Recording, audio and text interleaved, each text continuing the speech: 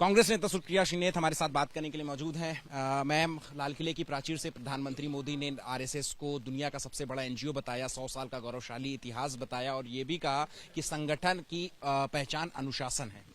मोदी जी को शर्म नहीं आती कि आज आजादी के दिन वो लाल किले की प्राचीर से आजादी के महानायक सरदार पटेल को अपमानित कर रहे हैं? क्योंकि सरदार पटेल ने इसी आरएसएस को बैन किया था, सरदार पटेल ने इसी आरएसएस को नफरत फैलाने के लिए बैन किया था, हिंदू मुसलमान करने के लिए बैन किया था, हमारे देश के लिए खतरा बताकर बैन किया था। क्या है आरएसएस? आरएसएस वही तो है जो आजादी के टाइम पर मुखबिरी कर रहा था हमारे देश के खिलाफ। आरएसएस वही तो है जिसने 53 साल तक तिरंगे का बहिष्कार किया।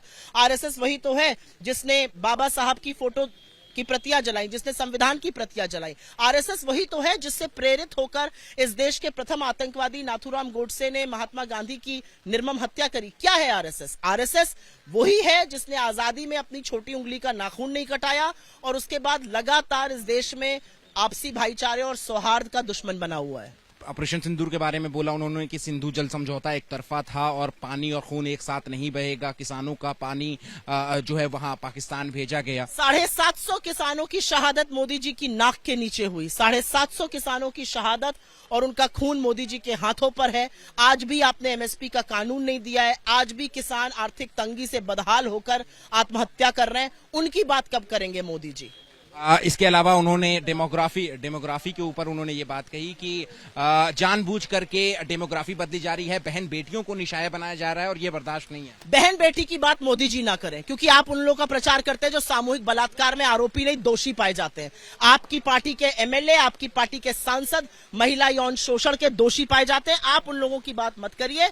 असलियत यह है कि लाल किले की प्राचीर से आप महिला सुरक्षा की बात करते हैं और थोड़े ही घंटों में बिल्किस बानो के दोषी छूटते हैं आपकी मंजूरी से, आपकी मर्जी से। तो मुझे लगता है मोदी जी लंबी लंबी बातें ना करें। घुसपैठ 4.25 साल चुप रहते हैं, एक घुसपैठियों को आज तक पकड़ा नहीं है।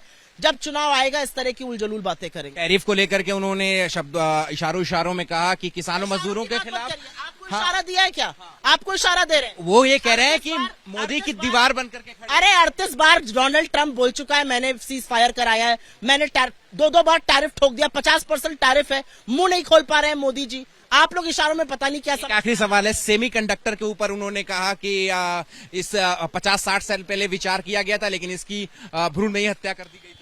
75 साल के होने वाले हैं मोदी जी। मुझे नहीं पता उम्र का तकाजा है या अल्प ज्ञान है। 1983 में चंडीगढ़ में पहला सेमीकंडक्टर कॉम्प्लेक्स बन चुका था। राजीव जी की दूरदर्शिता थी जो आज डिजिटल इंडिया की नींव उन्होंने पहले रखी थी। आज आईटी में जो इंडिया है वो अग्रिम पंक्ति में खड़ा है। इशारों में आप बात समझते होंगे, हम जो वो कहते हैं वो देखते और समझते हैं। 3 लंबे भाषण को कितने पॉइंट्स देंगे आप? कितने नंबर?